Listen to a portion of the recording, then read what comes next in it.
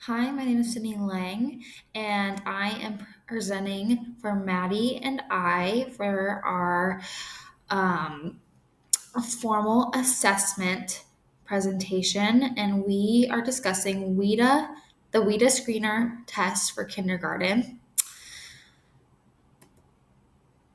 And for this presentation, we're going to have a little introduction, and then we're going to talk about the test tasks, the scoring procedures, and then lastly, the strengths and weaknesses we found during our research and discussion of the WIDA screener for kindergarten.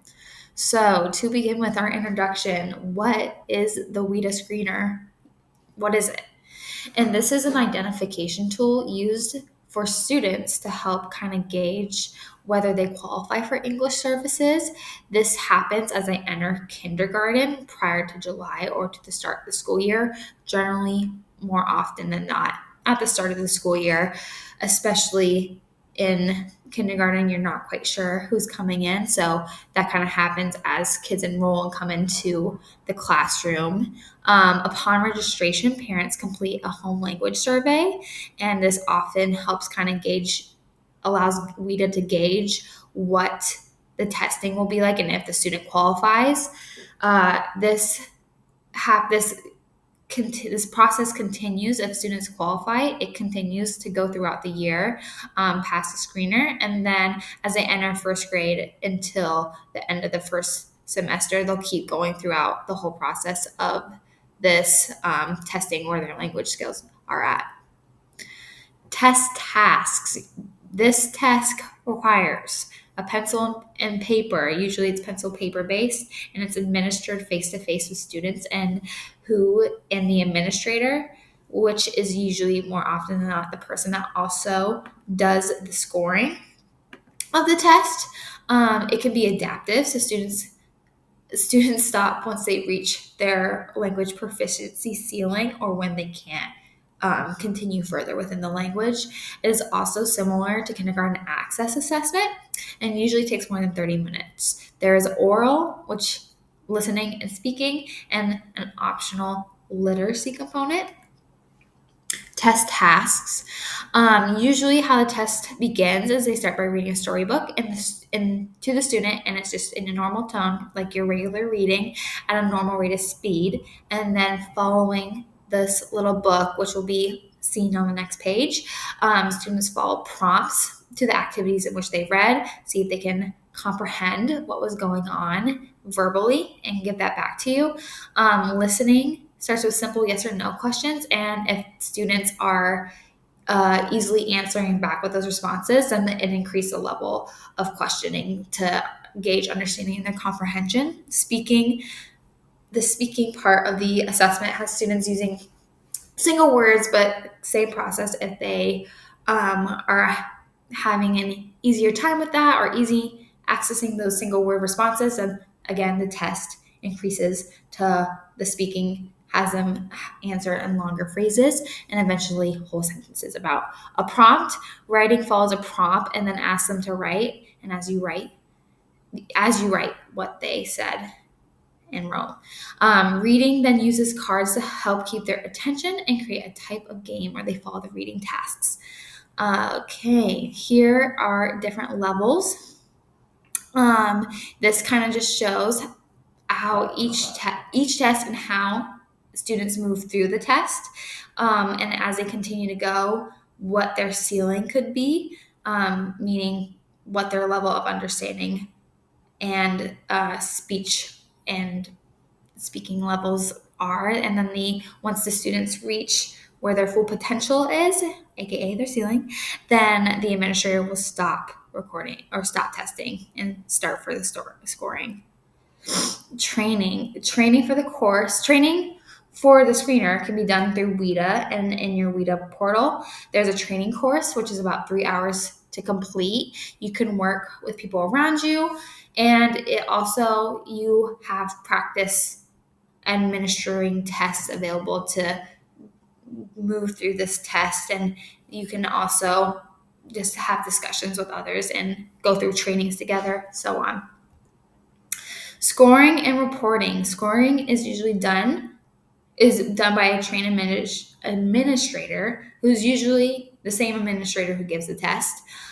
Scores can be calculated easily and quickly, and then again, similar to the access testing, reports proficiency levels, domain and composite scores for each domain, as well as overall score. So I think this little graphic helps kind of explain this further, where you have their level of proficiency in the domain, and then you have that general whole score for each domain, and then it's calculated all together.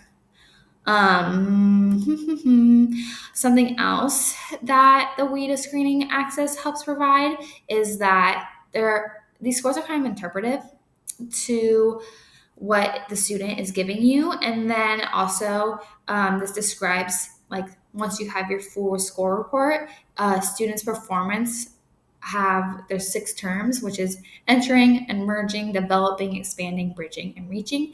If identified, proficiency levels from the WIDA screener can then help you or the administrator, who most oftentimes than not is a CLDE teacher, something, or which I've seen and experienced at a few school sites. So they are often the administrators that give the test, score the test, and then are the teacher that help build a plan for that student, and then offer differentiated supports, and then in turn work with the general education teacher that the student has to get the student where they're supposed to be going.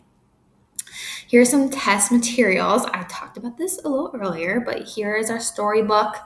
The test administrator has a script and a manual, which they go through as they complete this test. And then they have a response book for the writing, score sheets, and manipulatives, such as these cards, to help them work through.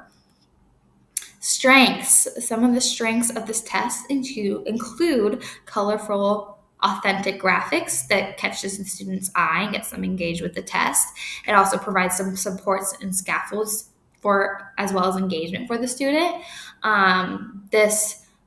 These manipulatives too help the students build and formulate their questions, and then the questions also build on each other to really gauge your students' understanding. It also focuses can be on descriptors.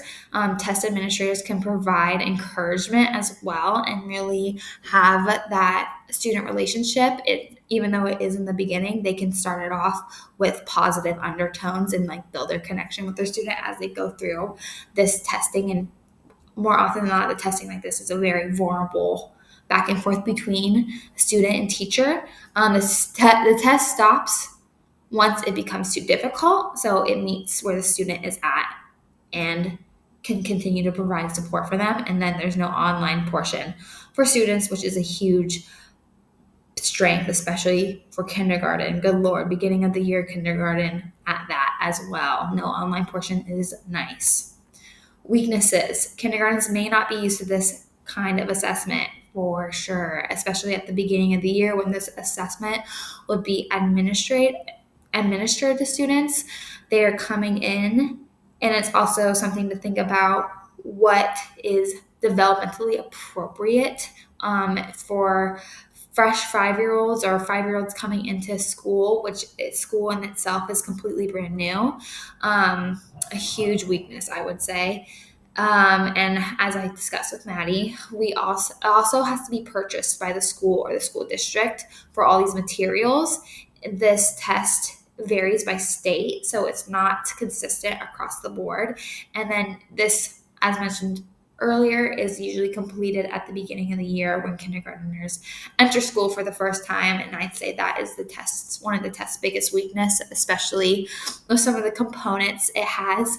It asks students to complete, is really just challenging to come into school and try to figure out classroom. What is a school? What are procedures? What is my teacher asking me to do, let alone a pretty step-by-step test sometimes. And a lot of the times, more often than not, kindergartners come in with no understanding of even the basic alphabet that we go over in English, let alone a student who is an English language learner. So that is a huge weakness. Just having a kindergartner, a 5-year-old come in, not not knowing what school is, and then trying to experience and attest. Some sites that I've been at, I've seen where people do it with they identify a student that may need to be use the WIDA screening process. It is happening right then and there in the beginning of the school year, and other times um,